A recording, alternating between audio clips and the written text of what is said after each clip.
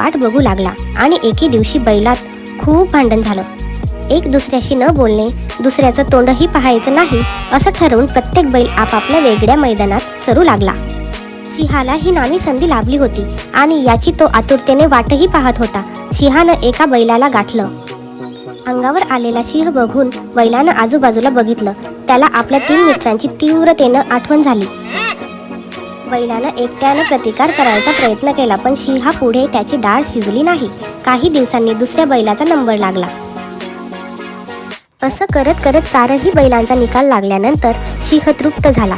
समाधानानं ढेकर देताना स्वतःशी म्हणाला, ते बैल अजूनही एकोप्याने कुरणात चरत राहिले असते, पण मूर्खांच्या एकीला दुहीचा शाप भोवला. तात्पर्य: एकीचं बळ असलं की संकटाचा पहाडही चढून जाता येतो, पण घरभेदीपणा अन दुहीमुळे मात्र सर्वनाश ठरतो.